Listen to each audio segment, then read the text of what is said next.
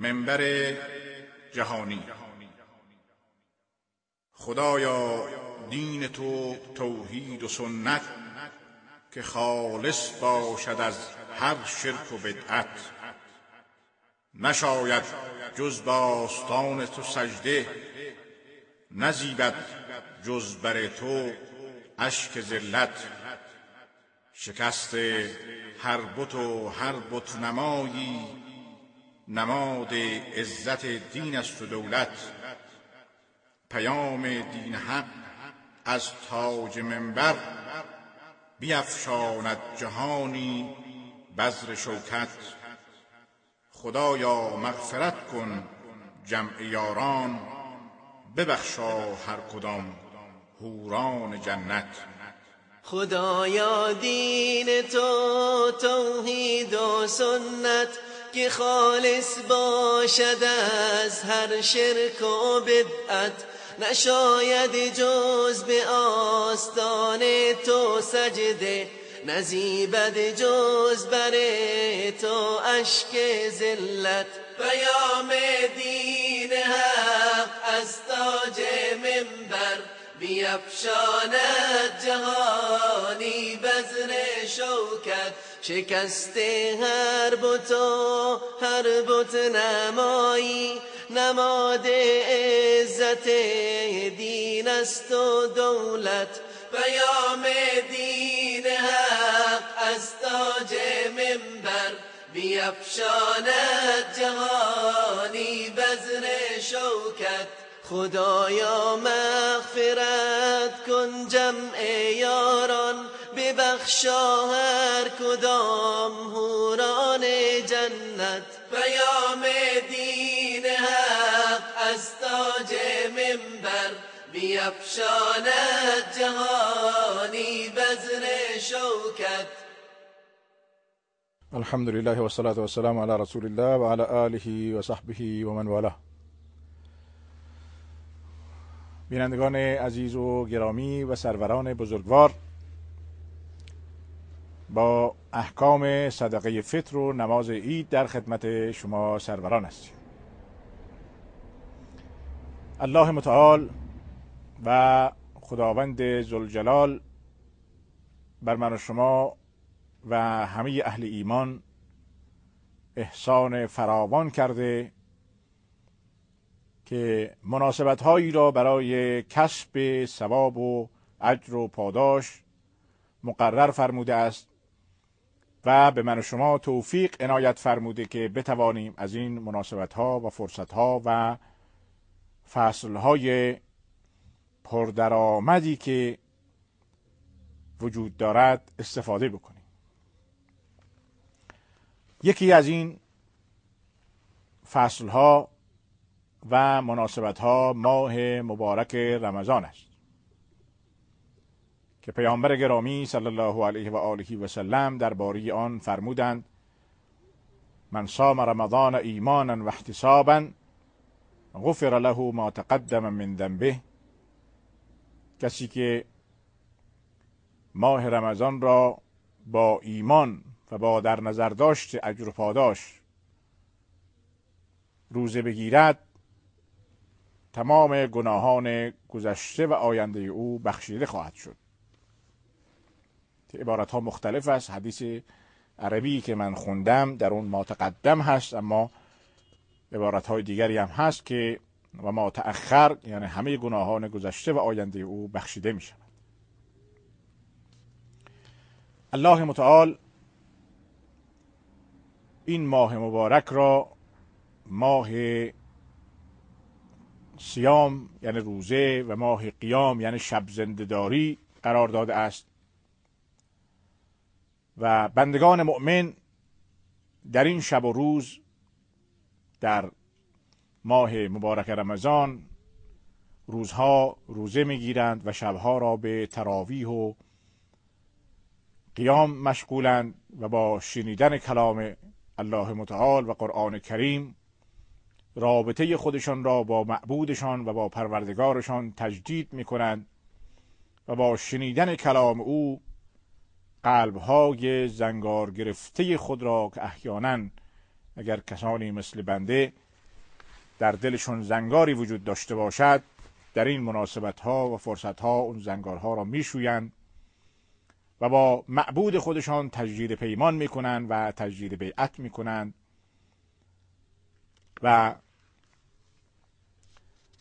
با استفاده از این فرصت ها و مناسبت ها سعی میکنند که گناهان خودشان را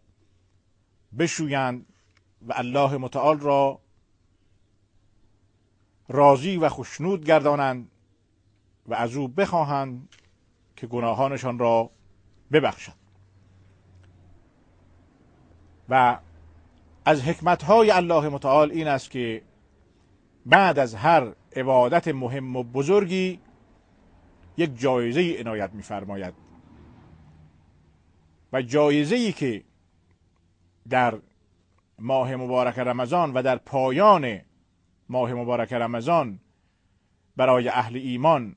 در نظر گرفته شده است، روز عید فطر است و مثل همین جایزه در ماه ذوالحجه همزمان با حج حجاج بیت الله الحرام عید قربان هست یا عید اضحی که در اونجا نیز به مناسبت خوشحالی اهل ایمان از عبادت بزرگی که حجاج انجام داده اند و خودشان در اون عشر 10 روز اول ماه ذوالحجه انجام داده اند، یک مناسبت دیگر و یک عید دیگری در اونجا هست که خداوند متعال مشروع قرار داده و پیامبر گرامی صلی الله علیه و آله و سلم بیان فرموده اند که در این 2 روز ما می توانیم خوشحالی بکنیم و شادمانی بکنیم و با این شادمانی در واقع شکرانه نعمت پروردگار و نعمتهای پروردگار را به جای بیاوریم. یکی از احکام بسیار جالبی که اسلام مقرر فرموده صدقه فطر است. همچنان که می‌دانیم اسلام دینی است که با فرض کردن زکات و صدقه فطر و مناسبت‌های دیگر و اسباب دیگر برای توازنی که در جامعه برقرار شود، خداوند متعال این زکات را فرض کرده و صدقه فطر را و سایر اسباب اعانه و کمک را به فقرا و محتاجین در جامعه اسلامی تا اینکه توازنی برقرار شود و نوعی هماهنگی به وجود بیاید و همدردی به وجود بیاد و همه از حال یکدیگر خبر داشته باشند. از اونجایی که در ماه مبارک رمضان عبادت بدنی انجام می شود و هر مسلمان به طور مداوم و مستمر 29 روز یا 30 روز روزه می گیرد و از صبح تا شب گرسنه می ماند و طبق حکم الله متعال و مطابق با سنت رسول گرامی صلی الله علیه و آله و سلم خود را گرسنه و تشنه نگه می دارد، به شکرانه این نعمت و همچنین به خاطر اینکه با این گرسنگی به یاد کسانی هم بیفتد که در خود همون جامعه در کنار دست هر کس زندگی میکنن، مقداری از مواد غذایی یا کمک و اعانه‌ای را پیامبر گرامی صلی الله علیه وسلم مشروع قرار دادن که به فقرا و محتاجین داده بشه. البته فقها بر اساس نصوصی که وجود دارد در این زمینه اختلاف نظری دارند. غالب فقهای حنابله و مالکی و شافعی بر این نظرند که باید صدقه فطر از همون گندم یا جو یا برنجی که در جامعه قابل استفاده است و مورد استفاده قرار میگیرد از همون داده بشه. و در مذهب امام ابو حنیفه رحمة الله علیه گفته می شود که پول نقدی دادن بهتر است و امروز بعضی فقهای معاصر هم با توجه به دیدگاه امام ابو حنیفه رحمت الله علیه این را ترجیح میدن که با توجه به اینکه نیازهای جامعه و نیازهای هر خانواده در ایام عید بیشتر به نقدی هست، حالا کسی میخواد برای خودش، برای بچه خودش، برای خانواده خودش کفشی، لباسی، چیزی تهیه بکند، لذا بیشتر به نقد محتاج هستند، ترجیح میدن که نقد داده شود. ولی خب حالا این برمیگردد به علمای بزرگواری که در هر منطقه هستند و با توجه به نصوصی که وجود دارد و الحمدلله فقه پویایی که در اسلام وجود دارد و این دین عظیمی که ما داریم، در پرتو آیات و روایات و توجه به مشکلات جامعه، فقها طبعا با تقوایی که دارن الحمدلله این مسائل رو تحلیل میکنن و سعی میکنن که هم الله متعال رو از خودشون راضی بکنن و هم پیرو سنت رسول مکرم صلی الله علیه و آله و سلم باشن و در عین حال مشکلات جامعه رو هم در نظر داشته باشن. بستگی دارد به فتاوایی که علمای هر جا، هر منطقه و هر کشور به آن توجه کنند و نظر بدهند که آیا مواد غذایی داده بشه بهتر است یا اینکه پول نقد داده بشه. اینو ما واگذار میکنیم به خود علمای بزرگوار که هر جور صلاح دیدن در پرتو احکام اسلامی نظر بدن. پیامبر گرامی صلی الله علیه و سلم در این خصوص درباره صدقه فطر در روز عید، پیش از نماز عید، فرمودند که اغنوهم فی هذا الیوم، اونها را مستغنی بکنید در این روز، یعنی فقرای جامعه رو در این روز عید مستغنی بکنید، یعنی اینکه به نیازهایشون توجه بکنید. در نحوه پرداخت، زمان پرداخت این صدقه فطر، علما با توجه به نصوص و روایاتی که هست می‌فرمایند که باید قبل از نماز عید و قبل از روز عید داده بشه. حالا تحدیداً آیا اینکه در خود روز عید قبل از نماز که وقت خیلی کمی هست داده بشه، یا اینکه قبل از، یعنی در روزهای آخر قبل از عید داده بشه تا اینکه کسی بتواند از اون استفاده بکند. در حدیثی که متفق علیه هست و پیامبر گرامی صلی الله علیه و سلم در این حدیث فرمودند که فرض رسول الله صلی الله علیه و سلم زکات الفطر صاعا من تمر، صاع یک پیمانه از تمر، از خرما یا از جو یا از گندم، بر هر انسانی که آزاد باشد، علی العبد و الحر و الذکر و الانثى و الصغیر و الکبیر. یعنی این مثل زکات واجب نیست که هر کسی که دارای نصاب باشد بر اون فرض باشد، فرقی نمی کند. هر کسی که، یعنی اگر خانواده شما مثلا 5 نفرن، یک بچه شیرخوار هم دارید، از اون طرف اون بچه شیرخوار هم باید شما زکات فطر پرداخت بکنید. و دقیقاً حکمش این است که باید قبل از رفتن به نماز عید باید این پرداخت بشه. یعنی قبل از اون اگر پرداخت بشه اشکالی ندارد، ولی اگر بماند برای بعد از نماز عید، قطعاً دیگر اون هدف فوت می شود. اون مقصود اصلی که از پرداخت صدقه فطر مطلوب هست اون فوت می شود. باید سعی بکنن که زکات فطر قبل از رفتن به نماز عید پرداخت بشود. مشکل بزرگی که در جامعه وجود دارد متاسفانه این است که امروز مشکلات اجتماعی فراوانی در جامعه وجود دارد و ما مسلمان ها متاسفانه کمتر به این مشکلات توجه میکنیم، در حالی که با توجه به این که مسائل فراوانی در جامعه هست، باید در هر جامعه عقلای جامعه و علما و دانشمندان